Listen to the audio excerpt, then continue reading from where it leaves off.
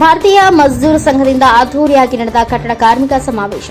ಶ್ರೀನಿವಾಸಪುರ ಪಟ್ಟಣದ ಬಿಎಂಎಸ್ ತಾಲೂಕು ಕಚೇರಿ ಮುಂಭಾಗದಲ್ಲಿ ಭಾರತೀಯ ಮಜ್ದೂರ್ ಸಂಘದಿಂದ ಕಟ್ಟಡ ಕಾರ್ಮಿಕ ಸಮಾವೇಶವನ್ನು ಹಮ್ಮಿಕೊಳ್ಳಲಾಗಿದ್ದು, ಅಂಬೇಡ್ಕರ್ ಪುತ್ಥಳಿಗೆ ಮಾಲಾರ್ಪಣೆ ಮಾಡಿ ನಂತರ ಕಾರ್ಯಕ್ರಮವನ್ನು ಪ್ರಾರಂಭ ಮಾಡಲಾಯಿತು. ಈ ವೇಳೆ ಕಾರ್ಯಕ್ರಮವನ್ನು ಉದ್ದೇಶಿಸಿ ಮಾತನಾಡಿದ ಬಿಎಂಎಸ್ ರಾಜ್ಯ ಪ್ರಧಾನ ಕಾರ್ಯದರ್ಶಿ ಸುರೇಶ್ ನಾಡಿಗೇರ್ ಅವರು, ಕಾರ್ಮಿಕ ಮಂಡಳಿ ಕಾರ್ಮಿಕರಿಗೆ 4 ವರ್ಷದಿಂದ ಅನ್ಯಾಯ ಮಾಡುತ್ತಿದ್ದು, ಶೈಕ್ಷಣಿಕ ಧನ ಸಹಾಯ, ವೃದ್ಧಾಪ್ಯ ವೇತನ, ಸಾಮಾಜಿಕ ಭದ್ರತೆ, ಧನ ಸಹಾಯ ಅರ್ಜಿಗಳ ಪರಿಶೀಲನೆ, ಮರು ಪರಿಶೀಲನೆ ನೆಪದಲ್ಲಿ ಸಣ್ಣಪುಟ್ಟ ತಪ್ಪುಗಳಿಂದ ತಿರಸ್ಕೃತ ಮಾಡುವುದು, ಕಾರ್ಮಿಕರಿಗೆ ಸರ್ಕಾರಿ ಆಸ್ಪತ್ರೆಗಳಲ್ಲಿ ಉಚಿತ ವೈದ್ಯಕೀಯ ಸೇವೆ ಸಿಗುವುದರಿಂದ ಕಲ್ಯಾಣ ಮಂಡಳಿಗಳಿಂದ ನಡೆಸುವ ಶ್ರಮಿಕ ಸಂಜೀವಿನಿ ಮೂಲಕ ಖಾಸಗಿಯವರಿಂದ ಟೆಂಡರ್ ಮೂಲಕ ರಕ್ತ ಪರೀಕ್ಷೆ ಮಾಡುತ್ತಿದ್ದು, ಹೊಸ ಸದಸ್ಯತ್ವ ಮತ್ತು ನವೀಕರಣ ಮುಂತಾದವುಗಳನ್ನು ಮಂಡಳಿಯಿಂದ ನೋಂದಾಯಿತ ಸಂಘ ಸಂಸ್ಥೆಗಳಿಗೆ ಮಾತ್ರ ಅನುಮತಿಸಬೇಕು. ಸಾರ್ವಜನಿಕವಾಗಿ ಸೈಬರ್ ಮುಂತಾದ ಕಡೆ ಅನುಮತಿ ಕೊಡಬಾರದು. ಹಾಗೆ ಸುಪ್ರೀಂ ಕೋರ್ಟ್ ನಿರ್ದೇಶನದಂತೆ ಕಾರ್ಮಿಕರ ಹಣವನ್ನು ಕಾರ್ಮಿಕರಿಗೆ ಮಾತ್ರ ಬಳಸಬೇಕು ಎಂದು ಇನ್ನು ಬಿಎಂಎಸ್ ಪ್ರಧಾನ ಕಾರ್ಯದರ್ಶಿ ಎಸ್ ನಾಗಭೂಷಣ್ ಮಾತನಾಡಿ, ಕರ್ನಾಟಕ ರಾಜ್ಯದಲ್ಲಿ ಕಾರ್ಮಿಕರು ಇತ್ತೀಚೆಗೆ ದಿನಗಳಲ್ಲಿ ಹೆಚ್ಚು ಸಮಸ್ಯೆಗಳನ್ನು ಅನುಭವಿಸುತ್ತಿದ್ದು,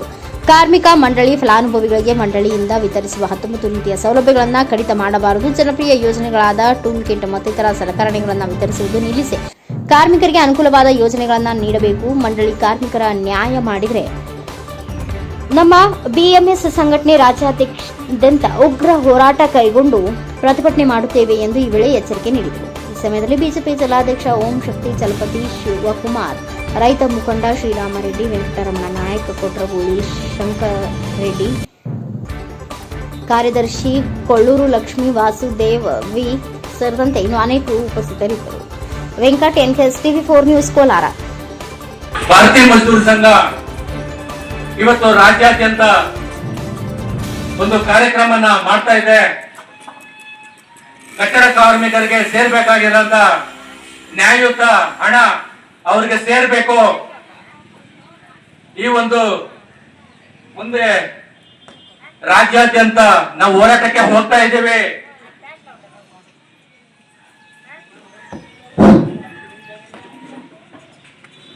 ಕಳೆದ 6 ತಿಂಗಳಿಂದ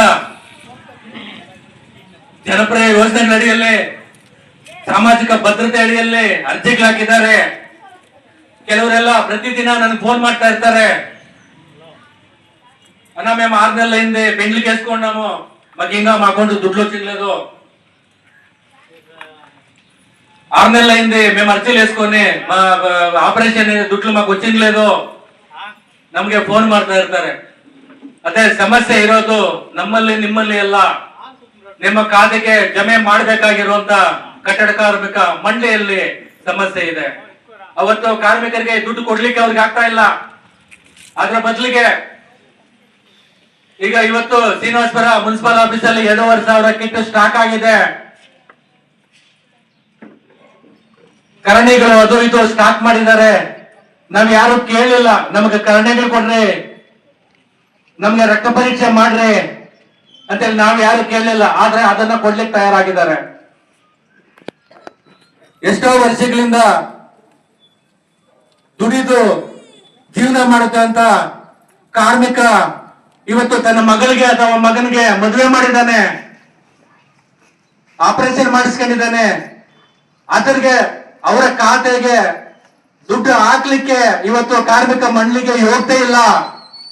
ಇವತ್ತು ಭಾರತೀಯ ಮಜ್ದೂರ್ ಸಂಘ ಬಹಳ ಸ್ಪಷ್ಟವಾಗಿ ಹೇಳ್ತಾ ಇದೆ, ನಮ್ಮ ನ್ಯಾಯಯುತ ಹಕ್ಕುಗಳನ್ನ ನೀವೇನಾದ್ರೂ ಕೊಡ್ಲಿಲ್ಲ ಅಂತಂದ್ರೆ ನಾವು ಬಹಳ ಉಗ್ರವಾದ ಹೋರಾಟಕ್ಕೆ ನಾವು ಇವತ್ತು ಹೋಗ್ತೀವಿ ಅಂತ ಹೇಳಿ ಈ ಒಂದು ಕಾರ್ಮಿಕ ಸಮಾವೇಶದ ಮೂಲಕ ನಾವಿವತ್ತು ಕಾರ್ಮಿಕ ಮಂಡಳಿಗೆ ನಾವು ಎಚ್ಚರಿಕೆ ಕೊಡ್ತಾ ಇದ್ದೀವಿ. ಸ್ನೇಹಿತರೆ, ಇವತ್ತು ಭಾರತೀಯ ಮಜ್ದೂರ್ ಸಂಘವನ್ನ ನಾವು ಯಾಕೆ ಬೆಂಬಲಿಸಬೇಕು ಅಂತ ಹೇಳ್ಬಿಟ್ಟು ನಿಮ್ಮಲ್ಲಿ ಪ್ರಶ್ನೆ ಬರ್ಬೋದು. ಇನ್ನೂ ಹಲವಾರು ಸಂಘಗಳಿದೆ. ಕಟ್ಟಡ ಕಾರ್ಮಿಕರ ವಿಚಾರ ಆಗಿರ್ಬೋದು, ಅಂಗನವಾಡಿ ಕಾರ್ಯಕರ್ತರ ವಿಚಾರ ಆಗಿರ್ಬೋದು, ಅಥವಾ ಬೇರೆ ಬೇರೆ ದುಡಿಯುವ ವರ್ಗದ ಶ್ರಮಿಕರ ವಿಚಾರದಲ್ಲಾಗಿರ್ಬೋದು, ಈ ದೇಶದಲ್ಲಿ ಪ್ರಾಮಾಣಿಕವಾಗಿ ಯಾವುದಾದ್ರೂ ಸಂಘ ಕಾರ್ಮಿಕರ ಪರವಾಗಿ ಕೆಲಸ ಮಾಡ್ತಾ ಇದ್ದಾರೆ ಅಂದ್ರೆ ಅದ್ರ ಮೊದಲಿಗೆ ಭಾರತೀಯ ಮಜ್ದೂರ್ ಸಂಘ ಅಂತ ಹೇಳ್ಬಿಟ್ಟು ಇವತ್ತು ನಾವು ಯೋಚನೆ ಮಾಡಬೇಕಾಗಿದೆ. ಸ್ನೇಹಿತರೆ, ಕಾರ್ಮಿಕರಿಗೆ ಯಾವುದೇ ಸಮಸ್ಯೆ ಬರಲಿ, ಮೊದಲಿಗೆ ಆಯಾ ಸ್ಥಳೀಯ ಸಮಿತಿಯಲ್ಲಿ ನಾವು ಚರ್ಚೆ ಮಾಡ್ತೀವಿ. ಕೋಲಾರ ಜಿಲ್ಲೆ ವಿಚಾರ ಬಂದ್ರೆ ಒಂದು ಹೊಸ ಬಿಲ್ಡಿಂಗ್ ಪ್ರಾರಂಭ ಕಟ್ಟಡ ಕಟ್ಟಬೇಕಾದ್ರೆ 1% ಸುಂಕ ಅಂತೇಳಿ ತಗೊಂತಾರ. ಆ ಹಣ ಎಲ್ಲಿ ಹೋಯ್ತು ಅಂತೇಳಿ ಕೋರ್ಟಿನೊಳಗ ನಾವು ಅದನ್ನ ಪ್ರಶ್ನಾರ್ಥಕವಾಗಿ ಅಲ್ಲಿ ದಾವೆ ಹೊಡೆದಾಗ ಸುಪ್ರೀಂ ಕೋರ್ಟ್ ಸುಮಾರು 4-5 ವರ್ಷಗಳ ಅದನ್ನ ಕೇಸನ್ನು ಸ್ಟಡಿ ಮಾಡಿ ಅದಕ್ಕೊಂದು ನಿರ್ಣಯ ಕೊಡ್ತು, ಜಡ್ಜ್ಮೆಂಟ್ ಕೊಡ್ತು. ಏನಂತ, ಇಡೀ ದೇಶದಲ್ಲಿ ಎಲ್ಲಾ ರಾಜ್ಯಗಳಲ್ಲಿ ಕಟ್ಟಡ ಕಾರ್ಮಿಕರ ಮಂಡಳಿಗಳನ್ನು ಸ್ಥಾಪನೆ ಮಾಡಬೇಕು ಅಂತೇಳಿ. ಆ ಸ್ಥಾಪನೆ ಮಾಡ್ಬೇಕಾದ್ರೆ ಹಣ ಎಲ್ಲೈತಿ? ಈ 1% ಸೆಸ್ ಕಟ್ಟಾದಂತ ಹಣ ಎಲ್ಲ ಜಿಲ್ಲಾ ಖಜಾನೆಗಳು ಅಂತ ಇರುತ್ತೆ, ಜಿಲ್ಲಾಧಿಕಾರಿಗಳ ಅಂಡರ್ನಲ್ಲಿ ಹಣಕಾಸದ್ದು ಒಂದು ಕಾಯ್ದೆ ಇರುತ್ತೆ, ಅಲ್ಲಿ ಸಂಗ್ರಹವಾಗಿತ್ತು.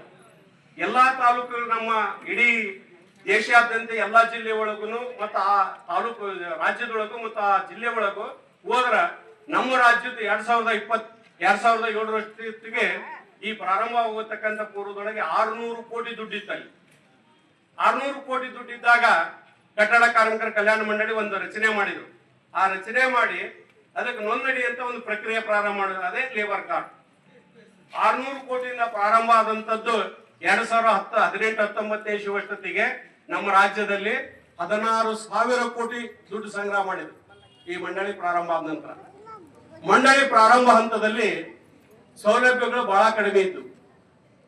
ಕಾರ್ಮಿಕರ ಮಕ್ಕಳು ಶಾಲೆ ಕಲ್ತರೆ 8ನೇ ಕ್ಲಾಸಿಂದ ಮೇಲ್ಪಟ್ಟು 800, 1000, 1500, 2000 ರೂಪಾಯಿ ಕೊಡ್ತಿದ್ರು. ಬರೇ ಬಹಳ ಅಂದ್ರೆ ಡಿಗ್ರಿ ಓದರಿ 3000 ಕೊಡ್ತಿದ್ರು. ಆಮೇಲೆ ಮದುವೆ ಸೌಲಭ್ಯ 10,000 ಇತ್ತು, ಮರಣಕ್ಕೆ 10,000 ಇತ್ತು, ಏನಾದ್ರೂ ಆಸ್ಪತ್ರೆಗೆ ಅಡ್ಮಿಟ್ ಆದ್ರೆ 10,000 ಇತ್ತು. ಇದು ನಮ್ಮ ಸಂಘದ ಹೋರಾಟದ ಪ್ರತಿಫಲವಾಗಿ ಇಡೀ ರಾಜ್ಯಾದ್ಯಂತ ನಮ್ದು 22 ಡಿಸ್ಟಿಕ್ ನಲ್ಲಿ 22 ಜಿಲ್ಲೆಗಳಲ್ಲಿ ಕೆಲಸ ಇದೆ. ಸುಮಾರು 25,000ರಿಂದ 30,000 ಮೆಂಬರ್ ಇದೆ ನಮ್ಗೆ. ನಾವು ಹಂತ ಹಂತವಾಗಿ ಹೋರಾಟ ಮಾಡ್ತಾ ಬಂದಾಗ ರಾಜ್ಯದಲ್ಲಿ ಈಗೇನು ಕಟ್ಟಡ ಕಾರ್ಮಿಕ ಕಲ್ಯಾಣ ಮಂಡಳಿ ಇರುತ್ತೆ, ಆ ಮಂಡಳಿಗೆ ಒಬ್ಬರು ಅಧ್ಯಕ್ಷ ಇರ್ತಾರ, ಕಾರ್ಮಿಕ ಮಂತ್ರಿ ಇರ್ತಾರ ಕರ್ನಾಟಕ ಸರ್ಕಾರದವರು.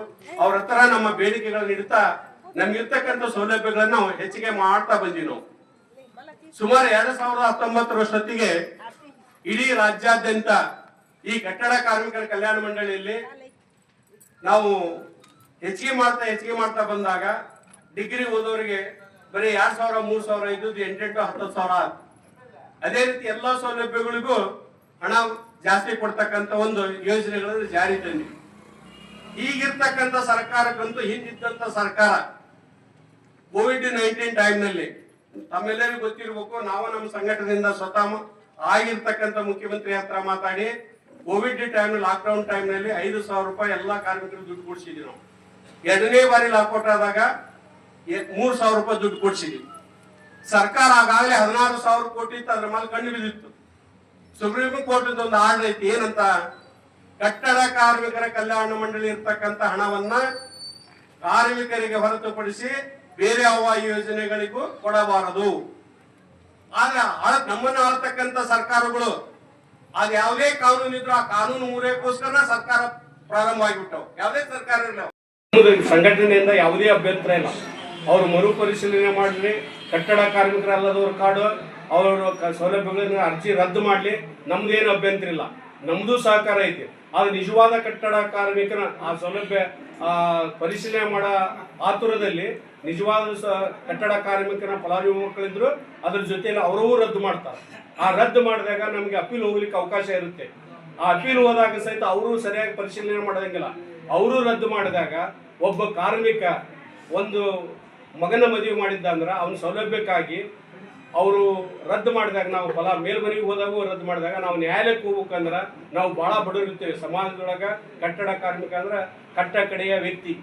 ಆ ವ್ಯಕ್ತಿ ನ್ಯಾಯಾಲಯದ ಮನೆ ಹೋಗ್ಬೇಕಂದ್ರೆ ನ್ಯಾಯಾಲಯದ ಫೀಸ್ ಕೊಡ್ತಕ್ಕಂಥವ್ರು ಯಾರು, ಅವನು ಖರ್ಚು ವೆಚ್ಚ ಕೊಡ್ತಕ್ಕಂಥವ್ರು ಯಾರು.